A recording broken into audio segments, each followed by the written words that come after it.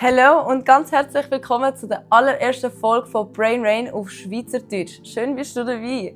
Der Podcast ist etwas für deine persönliche Weiterentwicklung, für echte Geschichten und für all die wichtigen Themen, wo man im Leben einfach zu wenig darüber redet, wie zum Beispiel Depressionen, Angst, Selbstvertrauen, Wachsen als Person, Motivation und noch vieles mehr.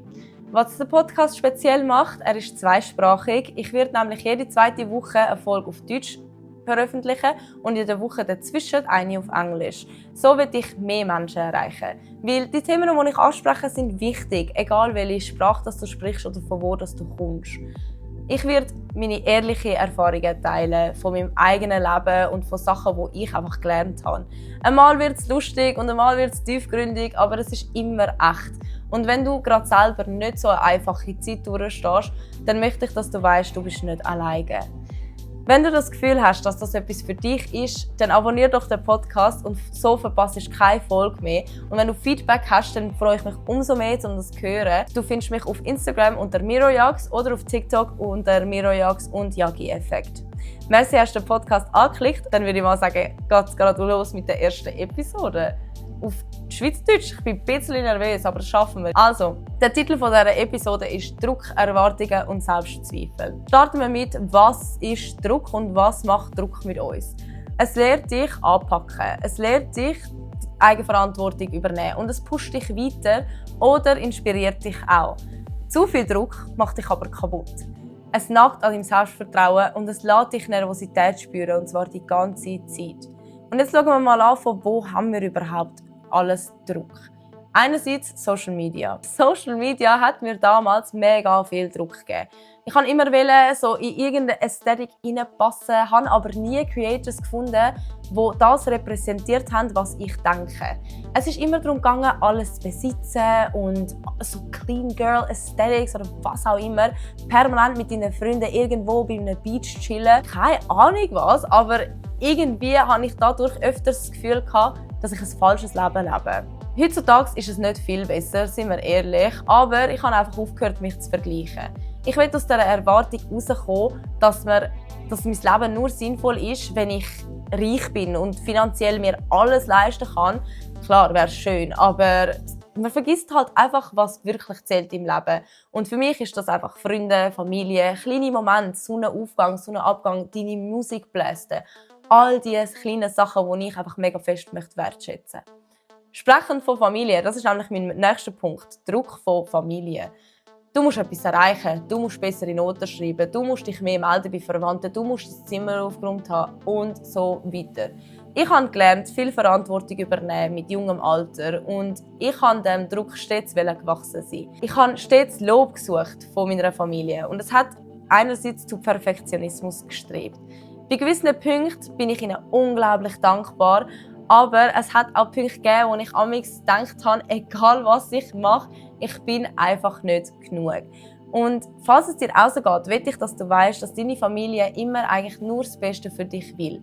Auch wenn sie es anders ausdrücken tun. Auch wenn du in dem Moment das nicht realisierst oder nicht verstehst. Zurückblickend hat mich meine Familie teils zu dem Menschen gemacht, wo ich jetzt bin. Und auf diese Person bin ich so unglaublich stolz. Kommen wir zur Arbeit. Arbeit, oh mein Gott. Die Arbeitswelt übt so viel Druck aus. Und honestly finde ich, dass wir schon viel zu früh in die Arbeitswelt starten. Und ich finde es auch ein bisschen zu krass. Ich finde, in der Schweiz arbeiten ist so zu 80% basierend auf Zahlen, auf Kunden, Erfolgsraten. Und klar, es gehört zu einem Business dazu. Aber vergesst bitte nicht, dass ihr mit Menschen zusammenarbeitet und keine Roboter. Also, was man von der Arbeitswelt lernt, ist unglaublich wertvoll. Zusammenarbeit, Struktur, Verantwortung, Anpassungsfähigkeit und soziale Skills. Routine. Wenn deine Arbeit dich also so fest belastet, dass du die positiven Aspekte nicht mehr sehen kannst, dann bist du vielleicht in der falschen Branche und ein Wechsel wäre vielleicht gar nicht mehr so schlecht oder nicht einmal so schlecht.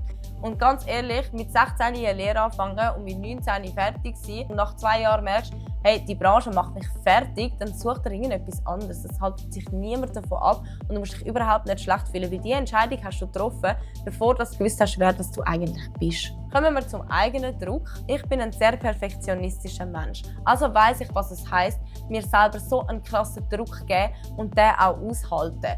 Aber sind wir ehrlich, Nichts ist perfekt und egal wie viel Zeit ich in etwas stecke, amigs ist das Bare Minimum einfach genug.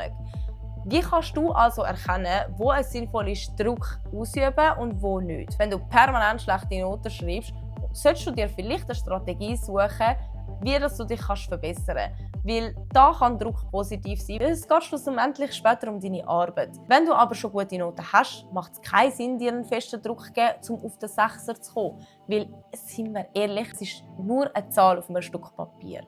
Anderes Beispiel. Wenn dein Zimmer am Verwesen ist es sinnvoll, dir den Druck zu geben, um zu lernen, wie du dein Zimmer pflegen kannst. Aber solange keine neue Spezies bei dir wachsen tut und du dich wohlfühlst, macht dir keinen Druck. Es gibt Menschen, die brauchen das Chaos, weil es irgendwie in ihrem Hirn eine Ordnung gibt. Ich bin nicht so ein Mensch, aber das ist auch okay, weil nicht jeder ist gleich und nicht jeder lebt so, wie ich leben tue. Grundsätzlich braucht es einen sogenannten Flow. Wenn ein Mensch zu wenig Druck erlebt, wird er nämlich unmotiviert, faul und lernt eigentlich nichts Neues. Dann kommt genau die Flow-Phase, wo man ein bisschen Challenges hat und man kann es sich aber noch gut einteilen, man kann es gut meistern und man lernt dazu. Das ist die Flow-Phase, wo man immer wieder reinkommen sollte. Dann gibt es aber die Überforderung, wo du dich fühlst, als würdest du mit 40 Kilogramm einen Marathon rennen, ohne eine Route zu haben und das Ziel ist so 100 Kilometer weiter weg von dir. Also überleg dir mal, in welchem Bereich von deinem Leben stehst du. In welchem Bereich stehst du in der Flow-Ära, in der Überforderung oder in der Unterforderung? So kannst du am besten einschätzen, wo es sinnvoll ist, Druck zu haben und wo eben nicht. Jetzt haben wir mal Druck analysiert. Was machst du, wenn alle Erwartungen erfüllst und dich trotzdem nicht gut genug fühlst? Du musst dir selber das Gefühl von Wert vermitteln. Es klingt so dumm, aber es ist so wichtig, dass du selber auf dich stolz bist.